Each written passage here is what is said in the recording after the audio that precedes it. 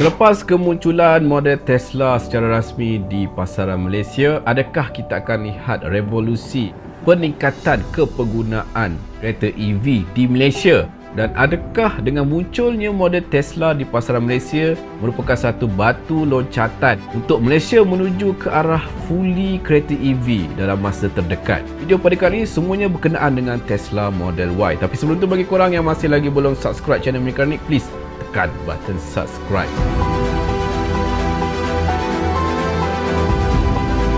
Cari belum Kamet yang berkualiti? Tak payah pening-pening, korang beli je Kamet daripada Dodomet ni. Ianya juga mempunyai dual layer design yang mana ianya mampu merangkap habuk di bahagian bawah dan ianya sangat mudah dicuci dan waterproof. So tunggu apa lagi? Tekan link dekat bawah, order sekarang. Tesla Model Y adalah merupakan sebuah mid-size SUV yang berada dalam segmen D, yang mana diperkenalkan pada tahun 2019 oleh Tesla. Yang mana untuk Tesla Model Y ni diambil daripada platform yang sama terdapat pada Tesla Model 3. Ianya berkongsi lebih kurang 75% daripada segi part yang diambil dari Tesla Model 3. Termasuklah daripada segi desain eksterior, interior dan juga powertrain.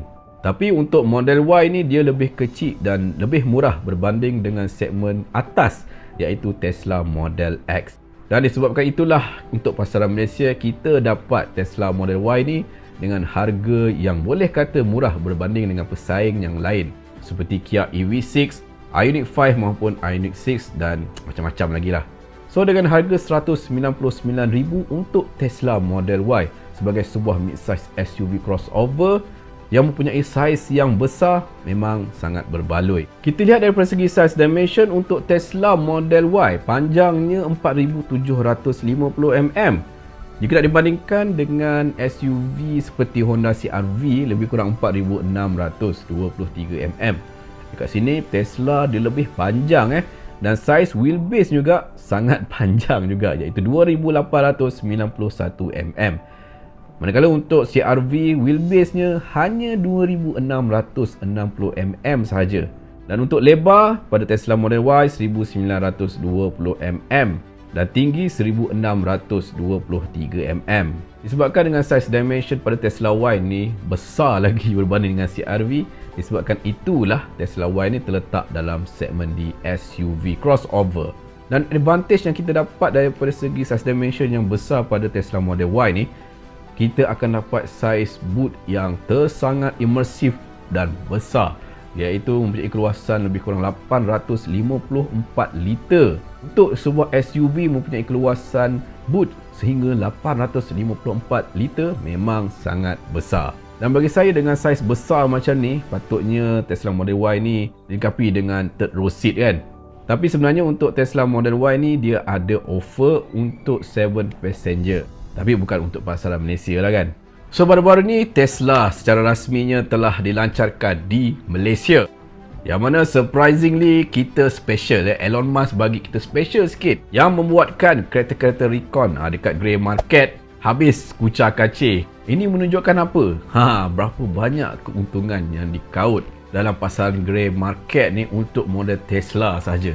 Rasanya lebih 100% kan. Tapi kalau tak ada pasaran Recon untuk model Tesla ataupun kereta-kereta EV yang lain, kita mungkin tidak dapat saksikan kemunculan Tesla secara rasmi, dan mungkin perkembangan penggunaan kereta EV di Malaysia ni akan lebih lambat lah kan. So kita terima kasihlah kepada pengguna-pengguna terawal kereta-kereta EV di Malaysia ni. So dengan kemunculan model Tesla di Malaysia, meyakinkan kita untuk mencapai satu langkah ke hadapan lebih lagi menuju ke arah kepenggunaan 100% kereta EV. Tapi buat masa ni kereta ICE lebih praktikal lah berbanding dengan kereta EV. Tapi dengan kemunculannya model Tesla akan merubah segala-galanya, yang mana kita akan lihat untuk model Tesla yang baru saja dirasmikan di Malaysia, iaitu Tesla Model Y, yang mana diperkenalkan 3 varian, iaitu untuk Tesla Model Y Standard Range Rear Wheel Drive, yang mana varian ini adalah varian yang paling murah sekali, iaitu RM199,000. Murah murah lah kalau dibandingkan dengan kompetitor lain seperti Kia EV6, Hyundai Ioniq 6 yang terbaru ataupun Hyundai Ioniq 5 kan. Yang mana untuk Tesla Model Y ni, dia menggunakan single motor saja dekat bahagian belakang. Yang mana ianya menggunakan bateri jenis LFP yang mempunyai range sejauh 430 km. Performance daripada 0 to 100 lebih kurang 6.9 second. Dan top speed 217 km/h. Standard untuk rear wheel drive ni, dia didatangkan dengan 19 inci G-Mini wheels. Tapi kita boleh upgrade ke 20 inci induction wheel, tapi dengan harga RM10,000 lah, kena top up lebih lagi. Yang kedua, Tesla Model Y Long Range All Wheel Drive berharga RM246,000. Dia upgrade sikit, yang mana untuk Long Range All Wheel Drive, dia didatangkan dengan dua motor. Masing-masing diletakkan pada setiap axle.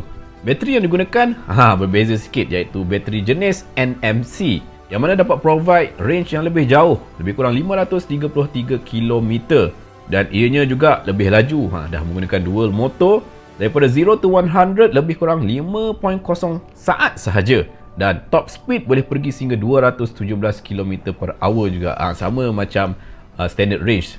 Tapi yang menariknya untuk variant long range, kita boleh upgrade acceleration boost melalui software saja, yang mana kita boleh purchase dekat apps selepas kita membeli kereta.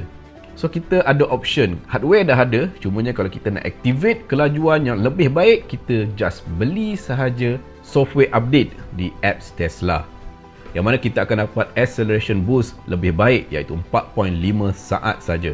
Variant yang ketiga adalah variant performance all wheel drive juga, yang berharga RM288,000, yang mana menggunakan type bateri yang sama seperti model long range, iaitu NMC type bateri. Tapi untuk variant performance, dia sacrifice daripada segi range ataupun jarak, yang mana jaraknya kurang sikit daripada variant long range, iaitu lebih kurang 514 km. Tapi kita akan dapat better performance, yang mana untuk 0 to 100 boleh pergi sehingga 3.7 saat saja, dan top speed boleh mencecah sehingga 250 km/h. Dan untuk variant performance saja dilengkapi dengan Uber Turbine Wheels, performance brake, dan kalau kita lihat terdapat carbon fiber spoiler, dan juga setup suspension yang lebih rendah berbanding dengan variant long range dan juga standard range. Dari segi design eksterior untuk model Tesla ni memang minimalis. Dari jauh kita boleh nampak itu adalah model Tesla. Kita lihat pada bahagian interior. Untuk interior pada Tesla Model Y tersangatlah simple dan minimalis. Yang mana kita dah tahulah falsafah Elon Musk ni, dia nak buat kereta yang simple, practical dan minimalis. Tapi practical tu mungkin kurang sikit lah. Yang mana kesemua control button terletak pada bahagian touchscreen display ni, yang berukuran 15 inci. Kalau kita nak ubah kedudukan aircon vent, kita hanya kawal pada bahagian touchscreen. Kalau kita nak tukar suhu, tekan touchscreen juga. Kalau kita nak buka tingkap, pakai touchscreen juga. Kesemua control button yang ada dalam kereta ni, kita kena kawal melalui touchscreen display, which is bagi saya kurang praktikal, perlu ambil masa untuk kita biasakan. Tapi dari sudut pandangan yang lain, menarik juga sebenarnya. Terutama sekali kita dapat skrin yang besar untuk kita interact pada model Tesla Y ni, which is dapat memberikan kita satu pengalaman yang baru yang lebih futuristik. Tapi memanglah kalau kita masuk interior pada model Tesla Y ni memang boring jugalah, sebab tersangatlah simple dan minimalis. Mungkin ada yang suka, mungkin ada yang tak suka. Macam mana dengan korang pula? Boleh komen dekat bawah. Dan standard untuk ketiga-tiga variant ni didatangkan dengan Tesla Vision, yang mana ianya mempunyai 360 kamera. Kameranya terletak pada bahagian belakang, bahagian sisi dan juga pada bahagian hadapan, yang mana akan provide maximum visibility. Dan kameranya juga mempunyai visual processing yang sangat mantap, yang mana sehingga 250 meter jaraknya. So disebabkan itulah untuk model Tesla ni kita tak boleh nak sangkal lagi lah. Memang tak boleh lawan autopilot yang terdapat pada kereta model Tesla. Bercerita berkenaan dengan autopilot, memang standard untuk ketiga-tiga variant. Tapi untuk feature seperti self-driving teknologi ni masih lagi belum available dekat pasaran Malaysia. So nasihat saya bagi korang yang nak beli Tesla Model Y ni, tak perlu ambil package self-driving teknologi yang berharga RM32,000. Yang mana features ni kita boleh beli sebenarnya selepas kita dah dapat Tesla Model Y ni. Sebab semuanya untuk kereta model Tesla ni hanya menggunakan software update saja. Sebab itulah Elon Musk berani jual kereta Tesla ni murmur saja. Dekat software je Elon Musk dah boleh buat duit. Daripada segi masa pengecasan untuk Model Y ni, dia mempunyai efisiensi sehingga 250 kW. Yang mana Tesla claim boleh cas hingga 120 km hanya 5 minit saja dengan menggunakan Tesla Supercharger. Tesla telah mengenal pasti 12 location untuk meletakkan Supercharge Tesla ni. So kesimpulan, dengan hadirnya model Tesla Y dekat pasaran Malaysia, kita akan dapat lihat lonjakan penggunaan kereta EV pada tahun hadapan. Dan dalam tempoh 5 ke 6 tahun lagi, kita akan dapat lihat infrastruktur untuk pengecasan kereta EV ni lebih praktikal dan lebih mudah untuk kita dapat. Tapi buat masa ni, penggunaan kereta EV agak kurang praktikal sikit, dan kenderaan ICE, Internal Combustion Engine, lebih praktikal buat masa ni lah kan. Itu belum keluar lagi Tesla Model 3 yang mana harga dianggarkan lebih kurang 160,000 sehinggalah 210,000. Dengan harga 160,000 untuk Tesla Model 3, saing-saing dengan Honda Civic je. So lepas ni Honda, Toyota bolehlah turunkan sikit harga kereta kan. Tapi satu yang korang terlupa, yang mana untuk road tax pada kereta EV ni akan tamat pada tahun 2026. Walaupun kereta EV ni mempunyai zero maintenance cost, tapi jangan lupa kita tetap kena bayar insurans, dan juga selepas tahun 2026 kita kena bayar road tax pula. So korang macam mana? Bersedia ke nak bertukar ke kereta EV daripada penggunaan kereta ICE? Boleh komen dekat bawah. Itu saja video pada kali ini. Sebelum tu jangan lupa tekan button like, komen, share dan subscribe channel Mekanik. Terima kasih.